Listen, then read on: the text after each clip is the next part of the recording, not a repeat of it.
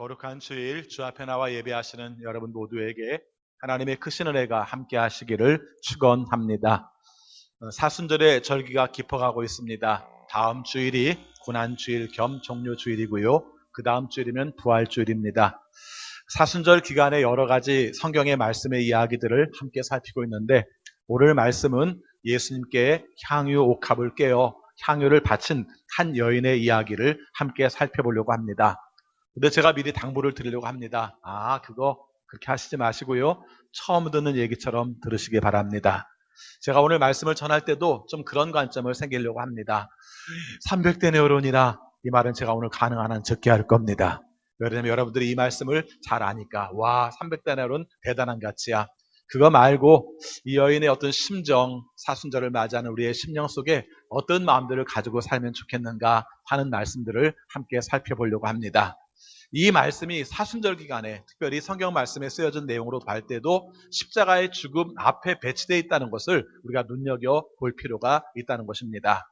여러분 오늘 말씀을 보면 1절 말씀에서 시작이 6월절 엿새 전에 이렇게 시작을 합니다. 이 6월절 엿새 전이라는 말이 무슨 뜻일까 한번 생각해 보시기 바랍니다. 다른 해의 6월절은 축제였어요. 그렇죠? 다른 해의 6월절은 축제였습니다. 그런데 그 해의 6월절은 예수님이 6월절 바로 직전에 죽으셨습니다. 그래서 후대 사람들이 기억할 때 6월절 엿새 전에 라고 말씀하시는 것은 예수님께서 죽으시기 6일 전에 라는 뜻으로 기록을 하고 있는 겁니다. 여러분 어떤 이야기를 쓰면서 죽는 이야기를 먼저 하는 경우는 많지 않아요. 그런데 오늘 말씀에서는 죽는 이야기를 초점으로 하고 있습니다. 6월절 엿새 전에만 이런 의미가 있는 것이 아니라 그 앞에 나오는 11장부터 오늘 읽은 말씀의 뒤에 12장 뒷부분도 죽음의 그림자가 상당히 많습니다. 여러분 요한복음 11장 내용의 주된 내용은 나사로라는 사람이 있었습니다. 그런데 이 사람이 죽었어요. 죽었는데 나흘 만에 다시 살아나요. 근데 자기 스스로 살아난 게 아니라 예수님께서 오심으로 말미암아 그 사람이 살아나는 사건이 기록이 되어 있습니다. 이렇게 본다면 6월절 엿새 전보다 한 나흘 전쯤에서 나사로가 죽었고 그래서 이 내용이 이어질 것이다 이렇게 말할 수도 있습니다만은 여러분이 아시는 것처럼 요한복음은 성경이 쓰여졌을 때 이미 요한복음보다 말고 마태, 마가, 누가복음이라는 복음서가 이미 있었습니다. 있었음에도 불구하고 요한복음을 또 썼을 때는 의미가 다르게 있는 거죠. 그래서 그 내용은 단순히 연대기적으로 썼다기보다는 오히려 의미를 부여하면서 거기에 맞춰서 기록했을 가능성이 많죠.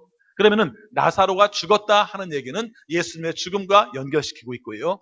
나사로가 살아났다는 이야기는 예수님이 살아날 것을 예고한 내용으로 볼 수 있는 말씀이죠. 그래서 이렇게 세팅이 되어 있는 내용으로 볼 필요가 있습니다. 그래서 예수님께서 나사로를 살리셨어요. 나사로의 죽음과 나사로의 부활이 결국 예수님의 죽음과 예수님의 부활과 연결되기도 하고요. 또 예수님의 나사로의 죽음에서 부활이 사람들이 예수님을 죽이려고 하는 원인 제공도 합니다. 그래서 실제 11장 말씀의 뒷부분에 볼 것 같으면은 여러 사람을 위하여 한 사람이 희생하는 게 나아 이런 발언이 나와요. 이게 무슨 얘기냐면은 백성들의 동요하는 민심을 바로잡기 위해서는 한 사람을 희생해서 죽게 하는 게 나아 이렇게 삼자적 관점 속에서 별로 이렇게 예수님과 관계없는 그런 이야기들이 오고 가는 부분입니다. 다시 말씀드리면 오늘 말씀의 배경은 죽음의 그림자가 들이오고 있다는 것입니다. 그래서 여기저기서 예수를 죽이려고 하고 예수님도 그것을 직감하고 죽을 시간이 얼마 남지 않았다는 것을 배경으로 쓰고 있습니다. 그리고 오늘 읽은 말씀의 바로 뒷부분에 봐도 우리가 여기에서 또 그런 얘기가 나오죠. 심지어는 우리가 예수님만 죽이려고 하는 게 아니라 예수님이 살린 나사로도 죽이려고 했다 하는 내용이 기록되어 있어서 전체적으로 죽음의 그림자가 가득 차 있는 그런 장면입니다. 배경이 그렇고요. 근데 그런 가운데서 잔치가 벌어졌다는 것입니다. 참 아이러니죠. 죽음을 앞둔 그 시점에서 잔치가 벌어졌습니다. 물론 죽음을 기념하기 위해서 잔치를 벌인 건 아니고요. 나사로가 다시 살아난 것을 기념해서 잔치를 벌인 겁니다. 자, 그런데 한번 생각해 보시기 바랍니다. 얼마나 좋은 일입니까? 그렇죠? 나사로가 살아났어요. 정확하게 나오진 않습니다만 옛날부터 우리 들은 말에 의하면 나사로의 식구는 나사로, 마르다, 마리아 이렇게 3명이 살았을 것이라고 추측을 합니다. 아버지, 어머니 얘기가 안 나오니까. 그래서 서로 의지하고 살았는데 그러다가 오빠가 죽은 거예요. 그래서 이 마르다와 마리아가 슬픔이 가득 찼어요. 근데 예수님과 굉장히 친밀한 관계를 가졌던 사람이라고 합니다. 그러는 가운데 예수님께서 뒤늦게지만 오셔서 우리가 나사로를 살리게 됐을 때 이게 얼마나 기쁜 일인가. 그래서 잔치를 벌이는 것입니다. 자, 그런데 한번 살펴봅시다. 이 잔치의 내용이 어떤 것인지를 살펴봤으면 좋겠어요. 그렇죠? 자, 일반적으로 생각할 때 나사로가 살아났기 때문에 잔치를 벌인 겁니다. 그래서 나사로 부활 축제 잔치를 생각할 수도 있고요. 또 이제 마르다와 마리아 입장 속에 생각할 때는 오빠가 살아난 것이 너무 기뻐서 잔치를 베푼 것일 수도 있습니다. 근데 성경은 명료하게 말을 하고 있어요. 뭐라고 말하고 있습니까? 이 잔치의 초점이 어디에 있는지를 말을 하고 있습니다. 2절 말씀 보겠습니다. 같이 읽습니다. 거기서 예수를 위하여 잔치를 베풀었는데, 자, 거기까지입니다. 자, 그러면 초점은 잡히죠? 나사로를 위한 초점이 될 수도 있지만 사실은 전체적인 배경 속에서는 예수 그리스도를 위한 초점이었다. 그러니까 예수님이 우리 오빠를 살려줬으니까 감사하다. 그 감사에 초점에 맞춘 그런 내용이라는 것을 말씀하고 있습니다.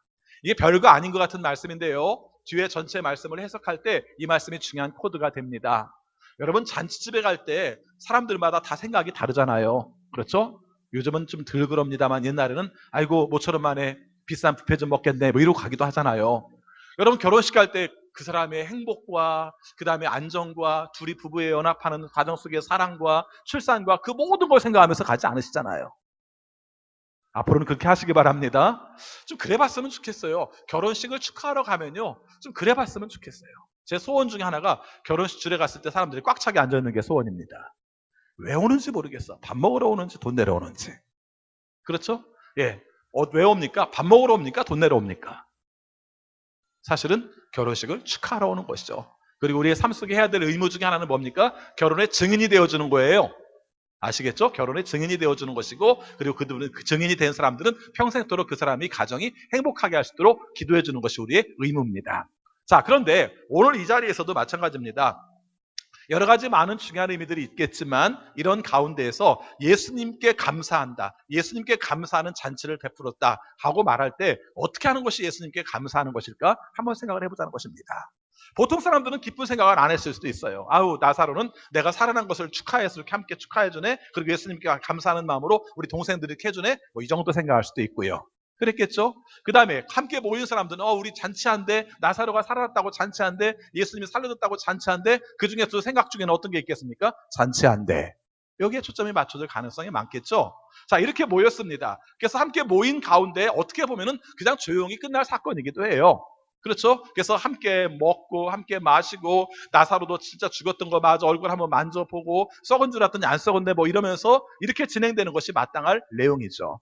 그래서 오늘 내용에서도 예수님과 나사로가 함께 대화하고 있는 장면이 잠깐 등장을 하는데, 그때 한 여자가 저벅저벅 걸으면서 예수님 앞에 쿵 나타나는 겁니다.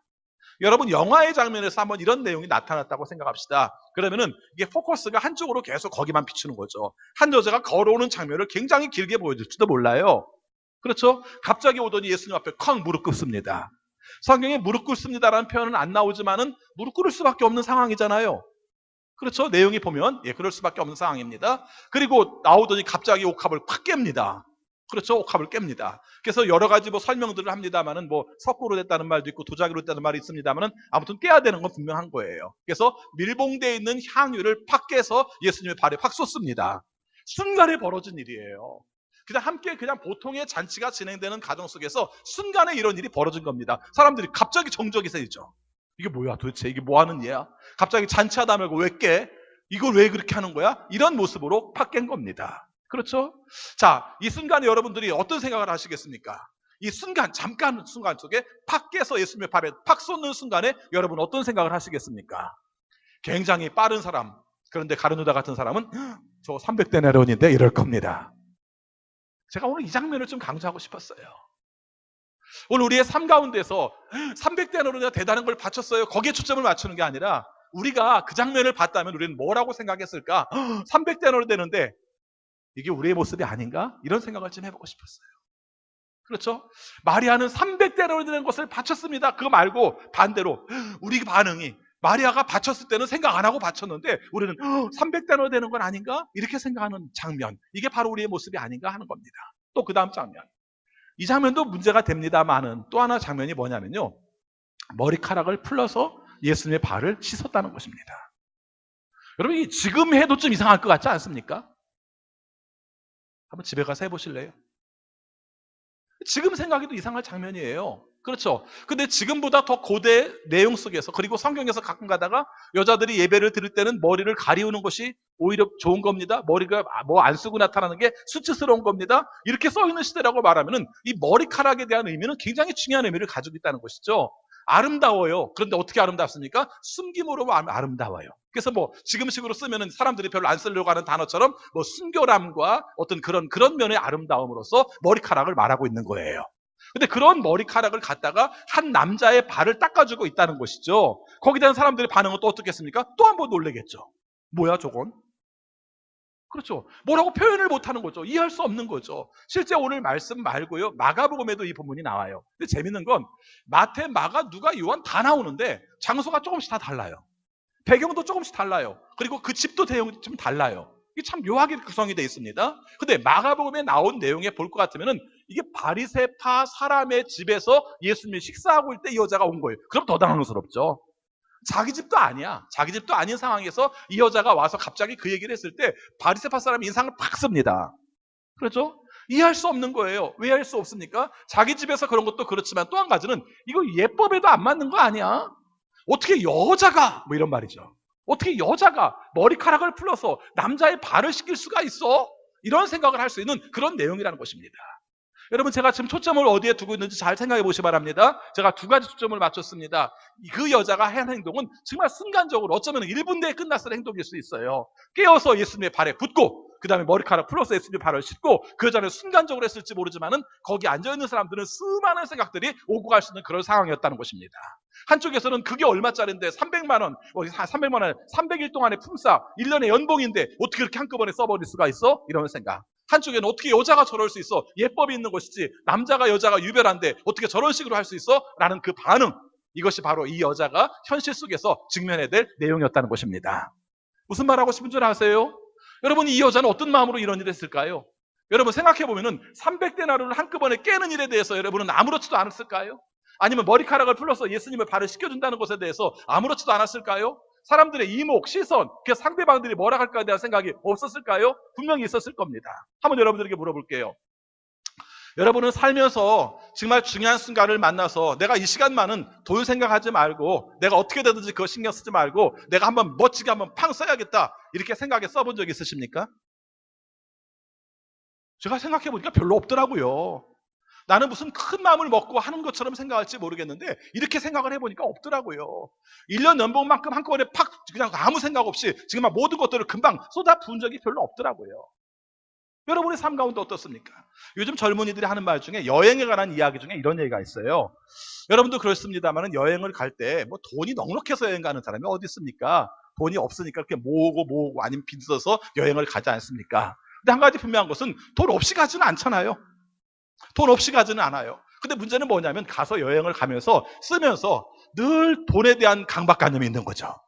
이걸 먹으면 다음에 어떻게 될지 몰라. 사실은 여행 갈 때 더군다나 외국으로 여행 가면은 비행기표는 이미 사갖고 가는 거기 때문에 못 돌아올 염려는 없어요. 그럼에도 불구하고 우리에게는 그 염려가 있잖아요. 그래서 뭘 사다가도 계산하다가 이건 안 돼, 비싸. 이거 돈이 많이 드는 것 같아. 그러고 이제 그냥 오는 거죠. 그냥 올 때 이렇게 돈에 이렇게 보면은 돈이 남아 있습니다. 그렇죠? 외국 돈이 남아 있습니다. 그럼 행복해야 되는데 집에 와서 곰곰이 생각하기 시작합니다. 어느 가게에서 봤던 그거 여기밖에 없는 한정 판매 상품인데 이걸 거기 샀더라면 좋았을 텐데 이런 마음을 가지고 돌아오는 것이죠. 그래서 젊은 친구들이 하는 말 중에 그런 말이 있습니다. 여행에 대한 걔네들이 만든 격언 뭔 줄 아십니까? 여행에 있어서 아끼는 것만큼 아까운 것이 없다 이런 말을 만들었더라고요. 그렇죠? 여행에 가서 아끼는 것만큼 아까운 게 없다. 왜요? 나중에 후회할 것밖에 없으니까. 근데 그 말씀을 오늘 말씀과 연결시켜 생각하면서 내 삶 가운데 나도 모르게 내가 모든 것을 쏟아 부어서라도 나는 이 일을 하고 싶어라고 생각할, 또 내가 이 일을 한다고 말하면 우리 언니가 나를 보면서 미쳤다고 말할 거야라고 생각할 만한 그런 일들, 이런 일을 우리의 삶 가운데 한 일이 있겠는가 하는 것입니다. 이 여자의 행동, 머리카락을 풀어서 하는 행동도 생각해 보시라 합니다. 이건 더 힘든 거예요. 그렇죠. 내가 누가 이목이 다른 사람이 뭐라 하는 게 중요한 게 아니라 내가 예수님에 대한 그 심정을 나는 표현하고 싶어. 어떻게 표현할지 모르겠어. 생각해보니까 내가 가장 귀하게 여기고 가장 순결하게 여기는 그 부분을 통해서라도 예수님에게 아주 아름답고 존귀하게 해드리고 싶어. 근데 눈총은 따가운 거죠. 그렇죠? 이 두 장면을 여러분들이 오늘 말씀의 주제로 한번 삼고 우리의 삶 속에서 살펴보자는 것입니다. 저 딴 사람 얘기들을 안 하겠습니다. 그냥 마리아 관점에서만 오늘 말씀을 살피겠습니다. 그럼 이 여자는 왜 이런 생각을 했겠는가 하는 겁니다. 그렇죠? 도대체 어떤 마음을 가졌기 때문에 했냐는 것이죠. 아까도 말씀드리고 제가 안 하겠다고 말하면서 자꾸 얘기하고는 300데나리온. 제가 아무래도 좀 애착이 가는 것 같아요. 근데 이 300데나리온 금액 자체가 어떻게 쏟아볼 수 있는 내용이었는가? 저 해석 별로 안 할 겁니다. 그렇죠? 뭐 그게 어떻게 생긴 것이고 어떤 과정이 있는 것이고 안 할 겁니다. 근데 한 가지 중요한 건 뭡니까? 예수님께 쏟아붓고 싶다. 그게 뭐예요? 결과적으로는 사랑이죠. 내가 예수님을 사랑하는 만큼 표현하고 있는 겁니다. 여러분, 여러분의 삶이요. 사랑하고 있는가 안 하고 있는가는 굉장히 세속적 가치로 본다 할지라도 두 가지로 평가해보면 금방 답이 나와요. 하나는 뭐죠? 돈을 어디에 쓰는가에 따라 달라져요. 그렇지 않습니까? 여러분이 구두를 좋아하는 사람은요, 구두 사는데 돈을 써요. 그렇죠? 근데 저한테는 구두는 그냥 신발이에요. 다니는 도구에 불과해요. 그렇죠? 어떤 사람이 아름다움과 내 가치의 표현의 상징이라면 나는 그냥 신발이에요. 그런 사람들은 신발에 대해서 많이 투자를 하지 않습니다. 그러나 이것을 중요하게 여기는 사람은 거기에 많이 투자하는 것이죠. 또 내가 사랑하는가 사랑하지 않는가를 표현할 수 있는 또 하나의 중요한 가치가 또 하나 있습니다. 그게 뭐예요? 시간이에요. 그렇죠? 생각해보면 답은 간단히 나옵니다. 여러분 너무 복잡하게 추상적으로 말하려고 하지 마세요. 사랑하는가 사랑하지 않는가의 세속적 기준은 딱 두 가지예요. 하나는 돈 쓰는 것이고 하나는 시간 쓰는 것이다. 우리는 늘 거기다가 핑계를 대죠. 뭐라고 합니까? 마음이 중요하지. 예, 결국 마음은 돈과 시간을 통해서 나타나는 것이죠. 이것이 바로 이 여자의 모습 속에서 등장한 내용이라는 것을 말씀드리고 싶습니다. 그러면은 이 여자는 도대체 왜 그렇게 했는가? 도대체 어떤 생각을 가지고 그 얘기를 했는가? 여기에 우리가 접근을 해봐야 할 것입니다. 여러분 여기서 강조하는 내용 중에 첫 번째는 자기 오빠를 살린 것이 너무 감사했어요. 그냥 단순하게 생각합시다. 근데 이게 이 말씀을 읽다가 제가 그런 생각을 해봤습니다. 자, 한번 생각해 보시기 바랍니다. 부부간은 어떨지 모르겠습니다만은 형제간에, 남매간에 있어서 우리 오빠가 죽었어요. 근데 그런 가운데서 예수님이 살리셨어요. 그럼 그게 너무 좋아요. 그래서 5천만 원을 더 풀어가지고 우리가 한 자리에서 깰 만큼 그게 중요합니까? 고민을 좀 해야 됩니다. 왜 고민해야 되는 줄 알아요? 현실적으로 한번 생각해 보세요. 여러분의 오빠가 죽었다가 살아나면 의사 선생님을 위해서라도 여러분 5천만 원 기꺼이 쓰겠습니까? 여러분 표정이 왜 그래요? 고민스러울 수밖에 없는 내용이죠. 저는 이 장면을 한번 생각해 봤다니까요. 그래서 이 내용이 오빠가 살아난 것에 대한 감사할 수도 있지만 또 한 가지는 오빠를 살리는 그 예수님에 대한 굉장히 큰 사랑의 표현이라고 저는 생각을 했습니다. 이게 뭘 했기 때문에 한 것도 중요해요. 그러나 그거보다는 더 본질적으로 예수님에 대한 사랑, 내 삶 가운데서 나도 모르게 그분에게 나는 이렇게 할 수밖에 없어라는 중요한 생각을 갖게 된 것이죠. 저는 우리말 중에 저절로라는 말을 참 좋아합니다. 저절로. 생각해보면 저절로라는 게 그냥 저절로가 어디 있어요. 이게 우리의 삶 가운데 습관이 됐든지 내가 뭔가 끌리는 게 있든지 내 삶 속에서 뭔가 작용하는 게 있는 게 저절로가 되는 거죠. 여러분 근데 저절로라는 게 우리의 삶 속에서 그렇게 자연히 일어나지는 않아요. 어떤 사람이 아주 힘든 장면이 나타났습니다. 불편한 모습을 보았습니다. 근데 나도 모르게 거기 가서 그걸 돕고 있어요. 그렇죠? 요즘 공익 광고에서 자주 나온 내용 있죠? 폐지를 끌고 가는 할머니가 리아카를 끌고 가다가 가운데 우리가 횡단보도의 가운데 우리가 쓰레기를 폐지를 흘리고 말았습니다. 보셨죠? 그 장면? 폐지를 흘렸습니다. 얼마나 당황스러운 장면이에요. 저도 보는 순간 당황스럽죠? 횡단보도에 우리가 보행 표시가 돼 있기 때문에 문제가 없었지만 그 다음 바로 빨간불로 바뀝니다. 이거 어떻게 됩니까? 오도 가도 못하는 섬이 대해서 불편했는 그 상황. 이랬을 때 여러분의 삶 가운데서 저절로 나도 모르게 아이고 저 할머니 어떻게 내가 가서 도와줘야지 하는 그 저절로 이것이 우리의 삶 속에 있는가? 이렇게 묻고 싶습니다. 그리고 신앙은 어떤 의미 속에서 이 저절로의 신앙일 수 있어요. 근데 신앙은 엄격히 말하면 저절로의 신앙이 아니에요. 무슨 말입니까? 저절로 신앙이 있다고 말해놓고 저절로 신앙이 아니라고 말하는 이유가 어디 있는가 하는 것인데요. 우리 스스로의 삶 가운데서는 어느 한계까지는 그렇게 될지 모르지만 나의 가장 많은 부분들을 내 삶의 모든 부분까지도 모든 것을 쏟아놓는 부분은 저절로 안 돼요. 근데 저절로 되는 자리가 있습니다. 그게 뭡니까? 성령이 우리의 마음을 주장하는 자리예요. 성령이 우리의 삶 속에 움직이는 자리입니다. 너 지금 판단할 틈 없어. 그냥 움직여. 그렇게 움직이는 것이 너의 삶 속에서 마땅한 일이야. 그게 하나님이 원하시는 거야. 그래서 움직이는 것, 그게 성령이에요. 오늘 말씀을 비롯해서, 오늘 말씀을 보면서 저는 이 여자에게서 이 장면을 느낀 겁니다. 뭐 재고 말 것도 할 것도 없어요. 300데나리의 가치를 계산할 것도 없어요. 사람들이 나를 비난할 것도 생각하는 두려움도 없어요. 오직 중요한 것은 이 시간을 놓쳐버리면 내가 예수님을 추억할 수 있는 시간, 예수님을 존경에 표시할 수 있는 시간이 더 이상 없다는 생각을 이 여자는 가지고 있었다는 것입니다. 우리 교단에 전주 바울교회 목사님이 계신데 그 목사님이 전직이 주식 딜러였어요. 주식을 하신 분이었어요. 그러다가 나중에 이제 생각을 바꿔가지고 이제 신학을 하시고 목회를 하신 겁니다. 그러니까 경영에 대해서 또 그다음에 이제 투자의 가치에 대해서 이 양반이 잘하는 양반이에요. 목회도 잘하세요. 근데 이제 함께 이제 모인 동창들이 함께 이제 그분을 불러다가 물었답니다. 너가 옛날에는 세상에서 돈도 좀 벌어봤고 그 경영에 대해서 좀 안다고 생각할 수 있는데 목회 현장에 와서 보니까 목사들이 갖춰야 될 덕목이 뭐라고 생각하느냐, 뭐 경영적 관점에서 봐도 좋으니까 목사들에게 정말 필요한 것이 뭐라고 생각하느냐 이렇게 물었다고 합니다. 기대되지 않으세요? 근데 제가 그 얘기를 듣고 공감했어요. 근데 그분이 말한 단어는 딱 한 단어였습니다. 그게 뭔 줄 아세요? 타이밍 그러더랍니다. 와, 근데 그 이야기가요, 제가 전에 들은 이야기인데 굉장히 와닿았어요. 여러분, 모든 게요, 삶 가운데서 중요한 건요, 많이 쏟아붓는 게 중요한 게 아니라, 애정을 많이 표현하는 게 중요한 게 아니라 타이밍이 중요해요. 근데 이 여자는 지금 그 타이밍을 절묘하게 맞추고 있는 거예요. 근데 어떻게 움직였습니까? 사실은 저절로 움직인 거예요. 모르겠어요. 성경을 기록한 사람은 그것을 염두에 두고 기록했지만 실제적으로 그 여자가 예수님이 조금 있으면 곧 죽을 것이라는 것을 다 알아서 이런 행동을 했는지는 모르겠어요. 근데 이 여자는 스스로 저절로 자기도 모르게 한 행동이었지만 예수님께서 바라볼 때는 예수님의 죽음을 기념하는 그런 내용으로 보여주고 있다는 것입니다. 저는 이게 무서워요. 그리고 놀라워요. 우리의 삶 속에서 정말 많은 일들은 나도 모르게 한 행동인데 예수님께서 보시기에 때는 너 정말 대단하다. 어떻게 그렇게 할 수 있니? 그 정확한 타이밍에 저는 이런 얘기를 듣고 싶어요.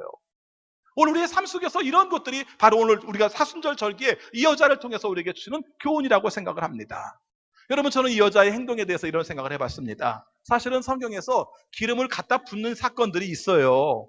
그렇죠? 물론 향유와 감람유는 구별을 할 수 있습니다만은 그러나 내용으로 묶어서 하나를 그냥 오일로 따진다면은, 기름으로 따진다면은 우리가 기름 붓는 사건들은 몇 가지가 있어요. 근데 여러분, 기름 붓는 사건들이 성경에 어디에 등장합니까? 대관식. 그렇죠. 왕이 될 때 그 사람의 머리에 기름을 부음으로 말미암아 그 사람이 왕이 되었다는 것을 표시하는 게 바로 우리가 중요한 대관식이에요. 그래서 대관식에, 성경에 나타나는 대관식의 의미는 기름 붓는 의식이 중요합니다. 또 기름 붓는 경우가 있습니다. 뭐가 있죠? 제사장을 세울 때. 그렇죠. 대개는 제사장을 세울 때 제사장이 제사장을 세우기 때문에 제사장이 머리에 기름을 부으면서 너는 이제부터 하나님의 종으로서 제사장 역할을 감당해야 돼 하는 그런 임명식, 이런 자리가 있겠죠. 또 하나 있죠. 예언자. 예언자도 하나님께서 세우실 때 어떤 사람으로 말미암아 그 사람에게 기름 붓게 하여서 그 사람이 그 사명을 감당하게 하는 그 자리, 이것이 바로 기름 부음의 의미와 연결이 되는 겁니다. 그런데요, 예수님이 보고 메시아라고 그러잖아요. 예수님 보고 그리스도라고 말하잖아요. 메시아라는 말이나 그리스도라는 말이나 여러분이 아시는 것처럼 다 그 말은 헬라어로 그리스도, 히브리어로 메시아 같은 말이에요. 그리고 그 뜻은 여러분이 아시는 것처럼 다 무슨 말이에요? 기름 부음을 받은 자라는 뜻이에요. 기름 부음을 받은 자라는 뜻이에요. 근데 여러분 생각해 보시기 바랍니다. 예수님에게 기름 부은 자는 누구예요? 우리 하나님 그러겠죠. 근데 맞아요. 하나님이 맞아요. 근데 상징적 의미 속에서 진짜 기름을 갖다 부은 사람은 누구냐는 겁니다. 이 여자예요. 여러분, 저는 이 장면이 너무 감격스러웠어요. 자기는 알지 못하고 한 행동이고 사랑의 마음으로 표현한 것이고 감동의 표현을 했지만 사실은 성경에서 요한복음에서 말하고자 하는 내용은 예수는 메시아야. 그분이 죽으심으로 말미암아 우리를 구원할 자로 지금 가셔. 근데 그 가시는 과정 속에서 그 사람을 기름 부은 사람이 누구야? 이렇게 묻고 있는 거예요. 누구예요? 여자예요. 그렇죠. 보잘것없는 여자, 다른 사람들이 생각할 때 대단할 것이 없는 여자, 그 여자가 예수님께 기름을 부음으로 말미암아 그 여자가 예수님을 우리가 그리스도로 인정하고 그리스도로 보내는 의식을 거행하고 있다는 것입니다. 좀 이상하죠? 근데 여러분, 이것이 우리의 삶 속에 주는 교훈은 너무 커요.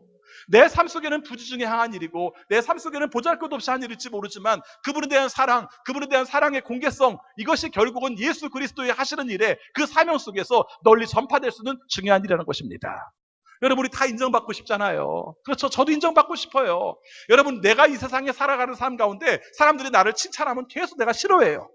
싫어합니다. 그래서 칭찬하지 말라고, 듣고 싶지 않다고 그렇게 얘기를 합니다. 그래서 주변에 있는 사람들은 다 합니다. 그래서 저를 놀리려면 일부러 막 칭찬을 합니다. 근데 그런 칭찬 말고 정말 받고 싶은 칭찬, 내 격에 맞게, 그것도 하나님이 나의 삶 가운데서 너는 정말 이런 면이 좋더라, 이렇게 말씀하시는 칭찬은 저도 받고 싶어요. 근데 여러분, 이 내용들이 어떻게 이루어지는가 하는 것인데 바로 이 장면을 통해서 이루어지잖아요. 여러분, 다른 사람들은 미쳤다고 말하고 왜 이렇게 돈을 많이 쓰냐고 말하고 어떻게 이상하게 부정한 여자처럼 머리카락을 가지고 그런 짓을 할 수 있어? 이렇게 말하는 장면에 대해서 예수님 뭐라고 말씀하십니까? 오늘 말씀해 보니까 12장 7절입니다. 같이 읽겠습니다. 예수께서 말씀하셨다. 그대로 두어라. 그는 나의 장사날에 쓰려고 간직한 것을 쓴 것이다. 예수님은 알았어요.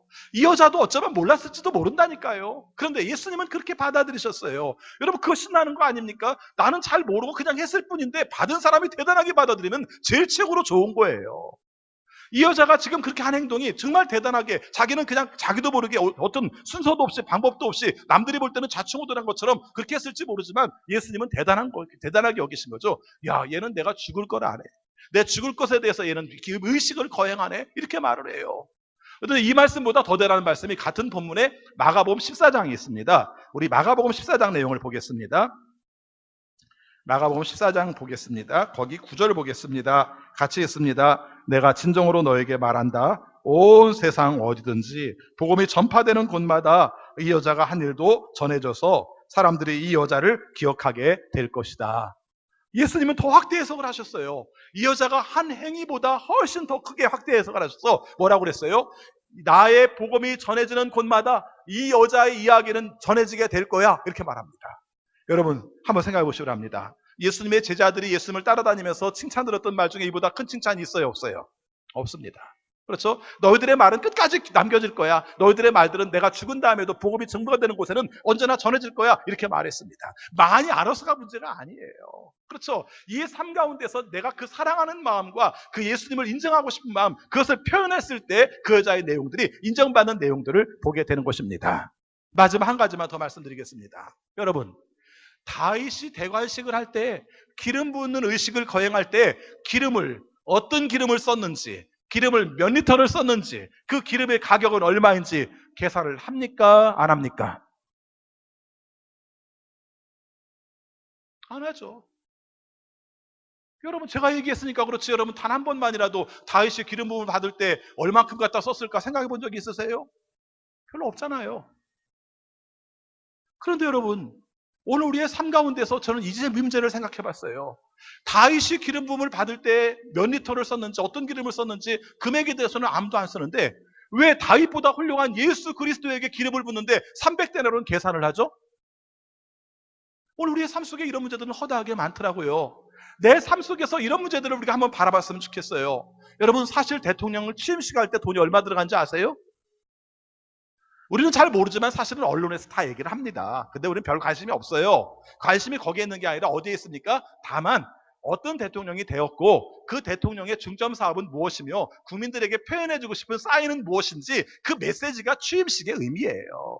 그래서 우리가 돈 계산을 안 해요. 돈 많이 들어요. 그러나 계산을 하지 않아요.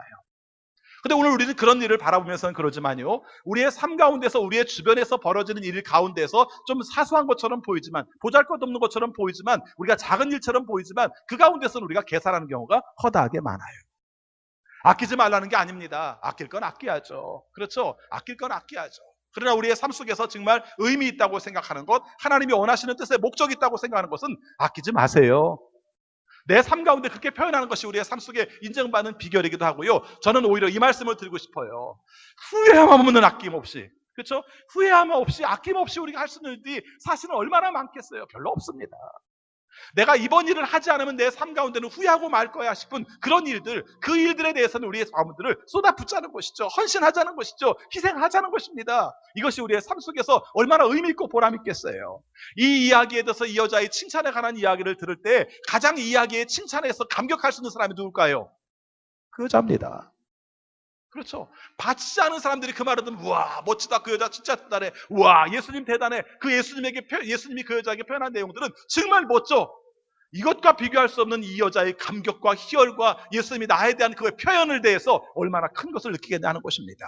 신앙이요, 여러 가지 다양하게 말할 수 있지만 결국은 예수님께서 우리에게 아낌없이 주신 것에 대해서 내 삶에 아낌없이 드리고자 하는 그 마음을 가질 때 여기서 신앙의 희열을 느껴요. 신앙은요, 희열이 없으면 재미가 없어요. 신앙은 우리의 삶 속에 감동이 없으면 재미가 없어요. 신앙은 우리의 삶 속에서 뭔가 이렇게 움직이게 하는 그 역사를 경험하지 않으면 재미가 없어요. 근데 어떻게 가능한 줄 압니까? 그 사랑을 깨닫고 그 사랑을 표현할 때, 그것도 가장 절묘한 타이밍에 함께 예수님 앞에 나갈 수 있을 때, 그것이 우리의 삶 속에서 주님이 주는 놀라운 능력을 경험하는 자리인 것입니다. 예수님이 우리에게 뭘 주실까? 우리가 기대하고 살죠. 그런데 정말 중요한 것은 언제 느낍니까? 예수님을 위해서 무엇을 할 것인가 하는 내용입니다. 지난 주간에 제가 사순절 숙제를 내드렸어요. 말씀을 읽고 나서 이제 지난주에 설교를 하고 나서 여러분들에게 숙제를 드렸습니다. 숙제를 기억하십니까? 모른다고 말씀 정직한 분도 계시고요. 아신다고 말씀하신 분도 계십니다. 숙제를 내신 분 계십니까? 재밌더라고요. 제가 숙제라고 말하니까 목사가 무슨 숙제를 내 하면서 아무도 대답을 안 하시더라고요. 근데 여러분 아무도 안 했을 것 같으죠? 여러분이 안 했으니까 아무도 안 했을 것 같으죠? 했어요. 딱 한 분이 했어요. 그분이 숙제를 하셨더라고요. 15장 33절을 써갖고 저한테 보내셨더라고요. 이제 기억나십니까? 15장 33절? 기억나세요? 예. 누가복음 15장 32절까지밖에 없거든요. 근데 거기에서 그 비유를 통해서 주인이, 아버지가 아들에게 그 말하죠. 내 둘째 아들은 내가 죽었다가 살아나고 잃어버렸다 하던 아들이다. 그리고 너는 모든 것을 네가 다 갖지 않느냐. 이렇게 위로의 말을 전했을 때 사실은 큰아들이 멘트가 없거든요. 그래서 큰아들의 멘트를 여러분들에게 해보라고 숙제를 내드렸어요. 근데 아무도 안 하고 한 명만 했어요. 한 명만 했고 그분이 답은 이런 거였습니다. 돌아보니 후회스럽다. 그렇게 하지 말고 아버지의 마음을 이해했어야 되는데 지금이라도 아버지의 마음을 알아 그 아들과 작은 아들과 함께 잔치에 참여하여야겠다. 정답 맞죠? 정답 맞습니다. 근데 제가 이 말씀을 드린 이유는요, 여러분의 삶 가운데서 아무도 안 했을 것 같지만 하는 일, 이게 어쩌면 주님 앞에서 우리가 서야 될 내용일 수도 있어요. 여러분 또 숙제 내드릴게요. 여러분의 삶 가운데서 일생일대에 있어서 가장 절묘한 타이밍에 하나님께서 원하시는 모습 가운데서 어떤 일들을 하면 좋겠는지, 이건 한 주간에 낼 수 있는 숙제는 아니에요. 근데 이건 간직하고 사세요. 평생토록 간직하고 숙제하는 기분으로 사세요. 내가 정말 주님께서 원하시는 일을 위해서 내가 뭔가를 쏟아붙이는데 난 다른 사람이 바라보는 부끄러움이나 다른 사람이 바라보는 낭비나 이런 것에 대한 두려움 없이 내가 예수님께 쏟아부을 수 있는 것이 어떤 것이겠는가, 이것을 생각만 하지 마시고 행동으로 옮기는 숙제를 감당하는 사순절 기간, 그리고 여러분의 생애가 되시기를 축원합니다.